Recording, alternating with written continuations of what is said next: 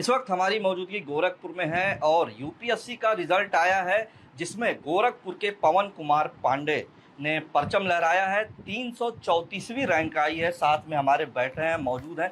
उम्र महज 24 साल। पवन जी, आप पहले इनका फेस देखिए, मतलब अब क्या ही कहें। मात्र 24 साल की उम्र में अब ये या तो आईएएस या आईपीएस बनने के लिए तैयार है। ये ट्रेनिंग के लिए जाएंगे। पवन जी से खुद बात करेंगे। पवन जी, पहले बात तो बहुत बहुत बधाई। और क्या ये रिजल्ट आपको एक्सपेक्टेड था? एक्सपेक्टेड तो था कि हम्म, लिस्ट में नाम आएगा। हम्म, फिर रैंक के बारे में ये उम्मीद नहीं थी कि कौन सी रैंक आएगी। हम्म। ये कौन सा अटेम्प्ट था आपका? मेरा तीसरा अटेम्प्ट था और दूसरा इंटरव्यू था। हम्म, और पिछले इंटरव्यू में फाइनल लिस्ट में नाम नहीं आया था, तो उसके बाद ये मेरा दूसरा इंटरव्यू था। तो जो आपका रैंक आया 334, क्या आप इससे सेटिस्फाइड है? हाँ, थोड़े मैं ये ऐसा लग रहा है कि जो मैंने मेहनत किया वो पे ऑफ किया है। लेकिन अब मैं देखूंगा कि अगले अटेम्प्ट में देना है कि नहीं। एज आपका मात्र 24 साल है, तो मुझे तो नहीं लगता कि आप रुकने वाले हैं। आप इस रैंक को सुधारने का पूरा कोशिश करेंगे, प्रयास करेंगे। तो क्या आने वाले समय में आप रुकने वाले हैं, या वर्दी वगैरह पहनेंगे, लेबासना जाएंगे ट्रेनिंग के लिए, या अभी और तैयारी करेंगे?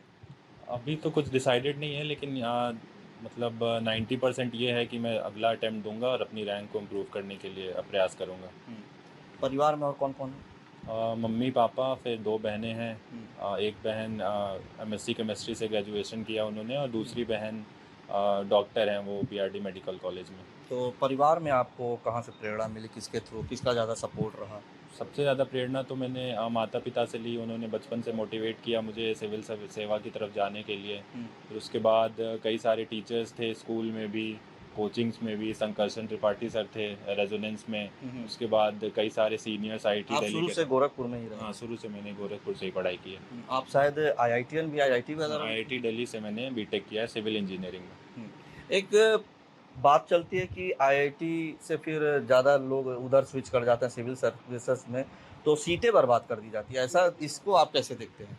आईआईटी की सीट बर्बाद कर दी मैं गई। ऐसा नहीं कहूँगा कि सीट बर्बाद की जाती है, क्योंकि एडमिनिस्ट्रेशन में भी एक टेक्निकल पॉइंट ऑफ व्यू चाहिए होता है, जो आईआईटी के बच्चे काफ़ी अच्छे तरीके से उसको उनके पास ऐसा होता है एबिलिटी। और ये है कि हमें आईआईटी में बस साइंस पढ़ना नहीं सिखाया जाता, बहुत सारे लीडरशिप रोल्स में भी कैसे हम आगे बढ़ सकते हैं, कैसे देश को उन्नति की ओर ले जा सकते हैं एक लीडरशिप पोजीशन में रह के, वो हमें बताया जाता है। तो आईआईटी के बच्चे अगर आ रहे हैं तो उसमें कोई गलती नहीं है मेरे हिसाब से। गर्लफ्रेंड वगैरह है, क्या है क्या नहीं है, या स्टेटस क्या है, सिंगल है? नहीं नहीं, मैं सिंगल हूँ। सिंगल? हाँ। नहीं है, आपकी मुस्कान है तो कुछ और नहीं नहीं, मैं सिंगल ही हूँ, कोई हाँ। गर्लफ्रेंड नहीं है मेरी। अच्छा, तो आगे का आपने आईआईटी से कर लिया है। एक मूवी आई थी 12th फेल, फेल। तो क्या आपने देखा था, या ऐसी मूवी एग्जिस्ट करती हैं, या आपने उसको एज ए इंस्पिरेशन लिया था, या क्या था क्या नहीं था? मेरी तैयारी चल रही थी, तो मैंने मूवी देखी तो नहीं है, लेकिन शायद मैं अब देख लूँ। हम्म, उसके बारे में मुझे आइडिया नहीं है। तैयारी चल रही थी, समय नहीं था। कितने घंटे पढ़ाई करते थे आप? क्योंकि ऐसी भी बातें चलती है, धारणा बनी रहती है कि 16-16 घंटे, 18-18 घंटे लगातार। आप कितनी पढ़ाई कर रहे थे? ऐसा बिल्कुल गलत धारणा है कि 16 घंटे पढ़ना होता है, क्योंकि 16 घंटे पढ़ना पॉसिबल ही नहीं है एक ह्यूमन बीइंग के लिए। तो ये है कि 9 से 10 घंटा पढ़ना होता है, और रोज़ पढ़ना होता है, कंसिस्टेंसी मेंटेन करनी होती है, और फिर हार्ड वर्क अपना करना होता है सही डायरेक्शन में, और एक स्मार्ट वर्क करके चलना होता है, वो एक बहुत ज़रूरी होता है। मोबाइल का युग बहुत चल रहा है, एआई है, मोबाइल है, लोग चिपके रहते हैं मोबाइल में, रील्स देख रहे हैं, समय नहीं मिलता है। अपने आप को आप कैसे मोबाइल से कितना पास रखते हैं, या दूर रखते हैं, या टूल की तरह बस इस्तेमाल करते हैं, या फ्रेश होने के लिए, माइंड फ्रेश करने के लिए इस्तेमाल किया और रख दिया? मोबाइल से आप अपने आप को कैसे बचाते थे? मोबाइल का मैंने यूज़, जैसे ऑनलाइन कोचिंग थी मेरी, तो उसके लिए किया। टेलीग्राम का यूज़ किया कुछ नोट्स वगैरह मंगाने के लिए, या कोई क्वेश्चन पेपर डिस्कस करने के लिए दोस्तों से। उसके अलावा मैंने यूट्यूब पे कुछ अपनी माइंड को फ्रेश करने के लिए वीडियोस देख लिए, क्योंकि मैं क्रिकेट का शौकीन हूँ, तो वो उससे रिलेटेड कोई वीडियोस देख लिया। लेकिन उसके अलावा ना फेसबुक इंस्टाग्राम पे मेरा अकाउंट नहीं है। और जितने बच्चे पढ़ रहे हैं उनको इस फेसबुक और इंस्टाग्राम से तो दूरी बनाए रखनी चाहिए। अच्छा, रैंक आपका 334 है, ऐसे में क्या डिजर्व करेंगे? मतलब आपको आगे क्या मिलेगा, आईएएस या आईपीएस क्या मिलेगा? आईपीएस मिल सकता है, या इंडियन रेवेन्यू सर्विस भी मिल सकती तो है। अगर आईपीएस मिलेगा तो क्या आप वर्दी पहनने के लिए तैयार हैं?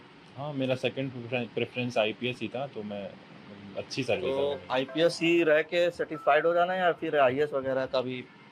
बिल्कुल नहीं, अभी तो देखते हैं, अटेम्प्ट तो मैं दूंगा, फिर उसके बाद जो भगवान ने सोचा नहीं होगा नहीं, मेरा वैसे। सवाल इसलिए है क्योंकि ज़्यादातर लोग आईएएस की भी रैंक होती है लेकिन वो आईपीएस प्रेफर करते हैं, तो आपका क्या? अच्छा, नहीं मेरा फर्स्ट प्रेफरेंस आईएएस ही है, उसके आईएएस बाद है। आईपीएस है, फिर आईआरएस है। अच्छा, हाँ।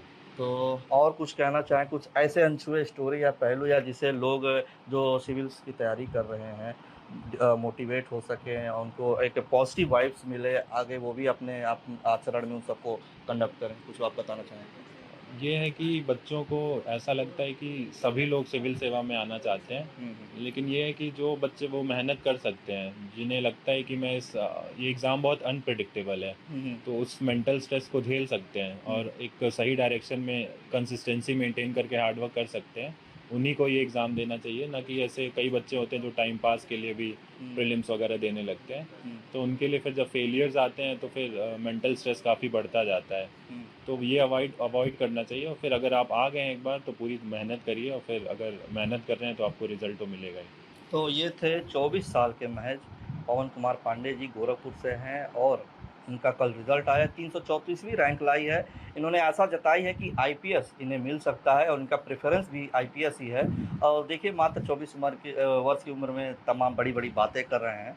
तो रवि गुप्ता, आज तक, गोरखपुर। जैसे कोई मैं सो रहा हूँ तो पिताजी को जगाना है मुझे, तो वो डायरेक्ट उठाने के बजाय, और हिंसा की परंपरा मेरे यहाँ नहीं थी सौभाग्य से, तो वो क्या करते थे कि उस कमरे में आ जाएंगे या बाहर से गुजरेंगे और चौपाई बोलेंगे, प्रात काल उठ के रघुनाथा मात पिता गुरु नावई माता। कभी कभी मैं गुस्से में उठ करके, अरे पापा, चरण स्पर्श किया और सो गया, मैंने कहा अब मत उठाना।